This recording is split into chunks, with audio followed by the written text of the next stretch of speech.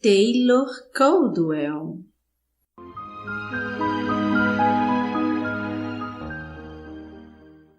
Médico de homens e de almas.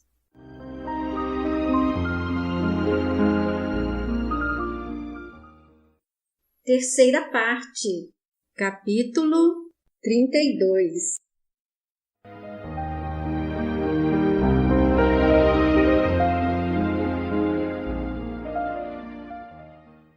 A pequena casa, pintada de azul claro e de telhado rosado, ficava dentro de um pátio fechado.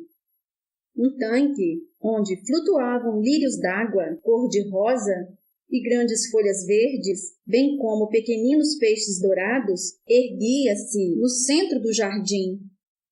Uma grande figueira dava sombra escura sobre um banco de pedra.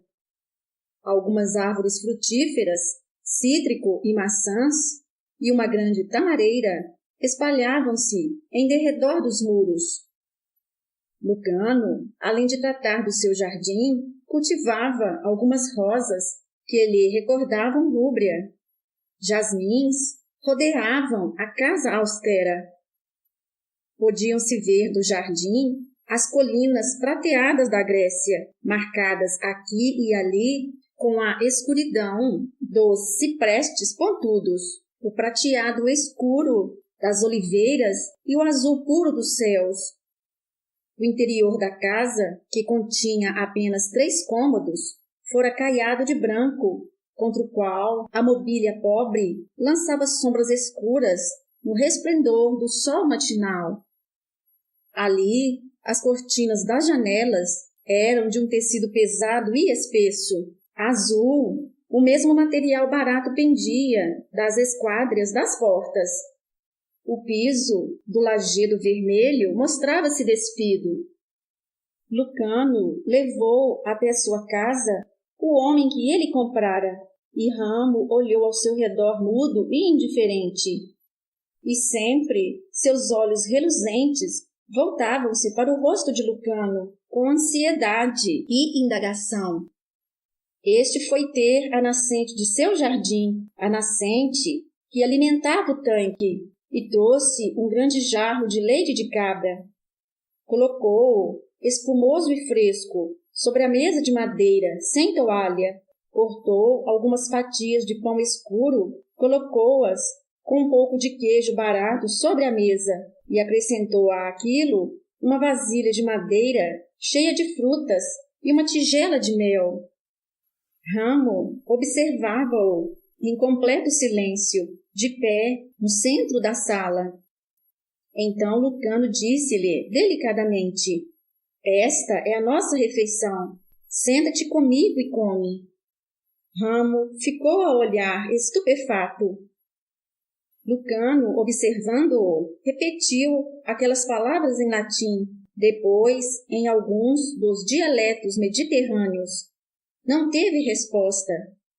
Tentou o egípcio e depois uma mistura de babilônio-hebraico, aramaico e africano. Finalmente chegou à conclusão de que Ramo havia compreendido todas aquelas línguas e que só o terror o impedira de dar conhecimento disso. Então Lucano ergueu os ombros e disse em grego: "Há alguma razão que te leva a recusar compreender-me? Se eu soubesse qual é essa razão, compreenderia. Até que confies em mim, podes guardar o silêncio como te parecer." Olhou com firmeza para Ramo e continuou: "No idioma grego, a palavra que significa escravo também significa coisa. Para mim és um homem, portanto, nem um escravo, nem uma coisa." O majestoso rosto negroide de Ramo não se modificou, mas uma só lágrima correu de sua pálpebra e seus lábios estremeceram. Lucano desviou os olhos por um momento, depois tornou a encarar o homem de cor e disse muito docemente: "Vejo que me ouves. Não és também surdo?" Durante um longo momento, Ramo não respondeu. Depois, quase imperceptivelmente, sacudiu a cabeça. Lucano sorriu e lhe fez sinal para que se sentasse em um dos 2 bancos que estavam junto à mesa.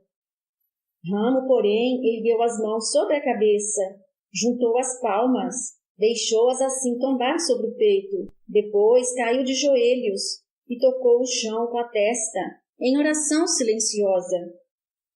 O rosto de Lucano se ensobrou de tristeza, mas esperou polidamente. Ramo ergueu-se e sentou-se à mesa. O manto de Lucano tombava-lhe dos ombros, e o grande anel de ouro que Ramo trazia no nariz reluzia ao sol. Lucano dividiu o pão e deu metade ao outro. Começaram a comer. A luz enchia o pequeno aposento despido e colocava um halo dourado em derredor da cabeça de Lucano. E Ramo, comendo e bebendo, não cessava de observar o médico. Eu poderia levar-te amanhã ao pretor e dar-te tua liberdade, disse Lucano calmamente, mas isso não te adiantaria. As autoridades te agarrariam, te atirariam na prisão e te entregariam aos vendedores de escravos mais uma vez. Dentro de 2 semanas partiremos da Grécia por algum tempo, pois que sou médico de um navio, com algumas casas aqui e ali para repousar. No primeiro porto, eu procurarei um pretor romano e terás tua liberdade, e assim poderás partir para tua terra. Olhou para Ramo. Então, para surpresa sua, ele sorriu radiante e sacudiu a cabeça. Levantou sua grande mão morena, apontou para si próprio, depois para Lucano e inclinou-se. Não mantenho escravos, disse Lucano severamente. O dono de escravos, ante meus olhos, é mais degradado que os próprios escravos. Estudou demoradamente o outro homem e rematou. Ah, compreendo. Queres dizer que onde eu for, tu também queres ir? Ramo confirmou com um gesto, o sorriso ainda mais radiante. Por quê? Perguntou Lucano. Ramo fez sinal de que desejava escrever, e Lucano levantou-se, trazendo-lhe uma tabuinha e um estilo. Ramo começou a escrever, lenta e cuidadosamente, em grego. Depois estendeu-a a Lucano. Chamo-me Ramo, senhor, pois esse foi o nome que os gregos me deram, e meu próprio nome nada significará para ti. Deixa-me ser teu servo, quer me libertes ou não, pois meu coração disse-me, vendo-te esta manhã, que aonde fores eu devo ir, pois tu me conduzirás até ele.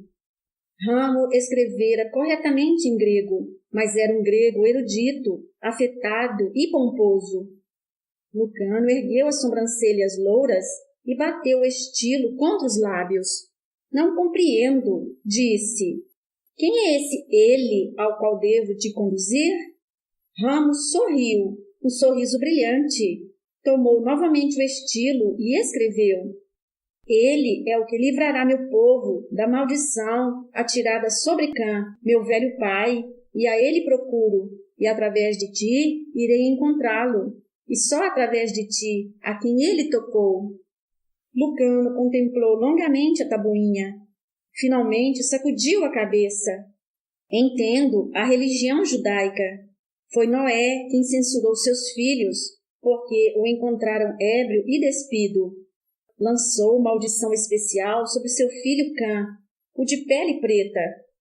É verdade que o homem negro foi verdadeiramente amaldiçoado, mas não por qualquer deidade, apenas por um homem. Se há Deus, e eu sei que há, ele não amaldiçoou nenhum de seus filhos, nem deu a qualquer homem ordem para amaldiçoar qualquer de seus filhos, mas só lhes ordenou que fizessem o bem a todos. Falava relutantemente, sua cólera contra Deus fazia-lhe o rosto corado, e disse, meio para si próprio, tenho uma questão com Deus, cuja existência não posso negar. Começo a compreender que tu acreditas existir, em algum lugar do mundo, um homem que pode anular a maldição lançada contra os filhos de Cã e afastar deles o ódio. Pensas que só os filhos de Cã sofrem a raiva e o ódio dos homens? Não, todos somos angustiados uns pelos outros. Falou com alguma impaciência. E como é possível que eu, encolerizado contra Deus, possa conduzir-te a quem quer que seja que te possa ajudar e a teu povo? Ramo não respondeu. Depois de alguns instantes, levantou-se com dignidade, tomou a mão de Lucano e apertou-a contra sua testa. Tornou a sentar-se e estudou o grego atentamente. Suave resplendor de satisfação surgia em seus lábios grandes e espessos, e em seus olhos brilhava ternura. Lucano levantou-se, procurou sua bolsa de médico e disse: Deixa-me examinar tua garganta, a fim de ver se há alguma razão física para a tua mudez. Ramo sacudiu a cabeça, mas abriu a boca, obedientemente. Lucano voltou-lhe o rosto para o sol, abaixou-lhe a língua com uma espátula de prata. A garganta era notavelmente clara e sadia. A laringe não mostrava nenhum distúrbio patológico e as cordas vocais estavam em perfeita ordem. Lucano sentou-se e descansou o rosto na palma da mão. Podes falar, disse ele, se quiseres. Tu é que não queres falar? Ramo negou aquilo com um veemente gesto de cabeça. Já falaste algum dia? Ramo indicou que assim era. Levantou 10 dedos para indicar os anos. Quem te pôs mudo, então? Ramo alcançou a tabuinha e o estilo e encheu-a com sua escrita minúscula e bem junta. Senhor, sou rei de uma pequena nação secreta da África, terra que não conheces. Fica perto de uma das antigas minas e tesouros de Salomão que escondemos de todos os homens por causa de sua avareza. Quando eu era um rapazinho, meu pai mandou-me para o Cairo, onde aprendi os vários idiomas da humanidade, pois meu pai desejava tirar seu povo da escuridão para a luz. Eu era um homem justo e nobre. Como o de meu pai, meu coração afligia-se com os sofrimentos de todos os filhos escuros de Cã, que, sem saber porquê, sofriam nas mãos de outros que os escravizavam e matavam. Foi no Cairo que tive conhecimento da maldição de Noé. Uma noite, porém, quando havia apenas 1 ano que eu era rei, tive um sonho, ou visão, de um homem com um rosto que parecia de luz, vestido de luz e com grandes asas brancas. Ele pediu-me que andasse pelo mundo todo, procurando aquele que nos libertaria e faria com que não mais nos desprezassem e escravizassem. Assim saí sozinho, com moedas de ouro em quantidade suficiente, retiradas do tesouro de Salomão, na tentativa de encontrar o nosso Salvador. Ramo pegou uma tabuinha nova e continuou escrevendo. E através de todo o mundo onde errei procurando, vi apenas terror e desespero, ódio, morte e opressão entre todos os homens. Vi a mão de cada homem voltada contra seu irmão. Não ouvi bênçãos, e sim apenas maldições, e isso me afligiu. Quando estavam secas as minhas lágrimas, mas não acalmado o meu desgosto, descobri que não podia mais falar. Quando eu encontrar aquele que procuro, porém, não só a maldição que pesa sobre meu povo será anulada, mas eu tornarei a falar com alegria. Lucano ficou sentado durante muito tempo, lendo e tornando a ler as tabuinhas. Sentia-se doente de piedade. Como é sem esperança a busca deste pobre homem, comentava ele consigo mesmo. Pensou na carta de Sara, hesitou. Depois ergueu os ombros, dirigiu-se a um cofre rústico de madeira onde guardava suas cartas e tirou dele um rolo. Pelo menos a carta de Sara poderia confortar Ramo, que era supersticioso e ingênuo. Como médico, Lucano sabia que a fé ajuda com frequência onde a medicina nada pode fazer. Colocou o rolo na mão de Ramo e disse com voz dura e sem emoção: isto me foi escrito por uma mulher que amo. É uma judia. Se te dá conforto, então não lamentarei ter violado sua confiança. Ramo desenrolou o pergaminho e começou a ler. Imediatamente, lágrimas saltaram-lhe dos olhos e ele sorriu, radiante. Era como alguém que tivesse recebido suspensão de uma sentença de morte. E assentia continuamente com a cabeça, o peito erguendo-se em deleite. Quando terminou a leitura, comprimiu o rosto com as mãos e balançou-se lentamente em sua cadeira. Lucano disse secamente: deves compreender que isto foi escrito por uma jovem impregnada de sua fé, com a promessa de um Messias sempre soando em seus ouvidos. Eu, porém, não acredito nisso. Sou um médico, um cientista, enfrentando todos os dias a vida crua e a morte, e para os homens não há significação nenhuma coisa nem outra. Quem é o filho do homem para que Deus o visite? Ou quem é o homem para que Deus se ocupe com ele? Estudei também astronomia e a galáxias e constelações de tal magnitude que a mente vacila com a simples contemplação delas. E vem a ser, para Deus, este mundo minúsculo? Minha única discordância é uma discordância insignificante. Está no fato de a mão dele ter escorregado e nos ter feito, dando-nos apenas sofrimentos e morte. Voltou-se para Ramo e seu rosto estava pálido e severo. A única esperança que podemos ter é de fazer sozinhos nosso caminho, diminuir a opressão do homem pelo homem, aliviar suas dores. Se achas que na terra de Israel realmente vive aquele que pode te ajudar, vai em paz. Ramo mostrou-lhe o rosto, reluzente de lágrimas e alegria, e escreveu: tu me levarás até ele. Não, disse Lucano, jamais irei a Israel, por muitas razões. Podes ir embora amanhã, eu te darei dinheiro. Ramo escreveu: não, aonde fores eu irei, não me peças para que te deixe. Meu coração me diz que devo permanecer contigo e que tudo irá bem. Lucano ficou comovido, apesar de sua severidade, e disse: já muito vivo só, portanto, se assim o desejas, fica comigo e sê meu amigo. Encontrou, nos dias que se seguiram, uma grande e misteriosa consolação na presença de Ramo, que cuidava dos jardins e cozinhava suas refeições simples, e o assistia nos cuidados da fila de miseráveis que vinham à sua porta, pedindo cura. Era uma paz estranha para ele, pelas noitadas, quando se podia sentar com Ramo, junto de um jantar humilde, contar coisas de si próprio ao mudo, falando-lhe de sua família, de seus amigos. Não sou muito sensato, disse-lhe certa vez. O homem mais sensato que conheci foi meu velho professor Keptá, que agora está morto. Tinha língua eloquente, e se estivesse ainda vivo, eu te enviaria para ele, pois não tenho consolo nem esperança verdadeiros para dar-te.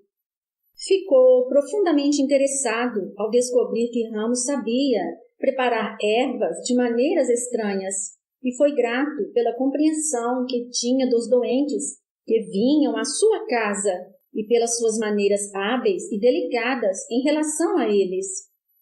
Embora conhecesse aquele homem escuro havia apenas 10 dias, era como se tivesse morado com ele e cogitava em como podia ter vivido sem aquela augusta e silenciosa presença. Sentavam-se juntos ao crepúsculo, olhando as colinas que mudavam de aspecto, ouvindo os pássaros e vendo a asa imensa da noite ir descendo lentamente sobre a terra. Liam juntos os livros de Lucano e o médico comentava-os, escrevendo Ramo nas tabuinhas seus próprios comentários. Sentavam-se contentes, Ramo vestido com as roupas baratas que Lucano comprara para ele, o anel brilhando em seu nariz. Quando Lucano fechou a casa e saiu para o navio, Ramo o acompanhou, mantendo sua promessa. Quando o navio atracou em Antioquia, Lucano levou ao pretor romano e libertou-o, pagando-lhe, dali por diante, um salário. Passou-se 1 ano e mais outro, e Lucano tinha mais de 30 anos, quando voltou para sua casa nos subúrbios de Atenas, onde ficaria apenas alguns meses. Era como se tivesse saído dali uns dias antes. O caseiro, um agricultor local, fizera bom trabalho e tudo estava limpo e em ordem. As árvores carregadas de frutos e as flores desabrochando. A única mudança estava neles próprios. O sofrimento, a dor e a morte que tinham encontrado pesava duramente em Lucano, mais do que nunca. Ramo, entretanto, estava mais sereno, tinha mais habilidade e paz, e havia nele uma atmosfera de quem aguarda algo. Fim do capítulo. Minha alma glorifica o Senhor. Meu espírito se alegra em Deus, meu Salvador, pois atentou para a humildade da sua serva. De agora em diante, todas as gerações me chamarão bem-aventurada.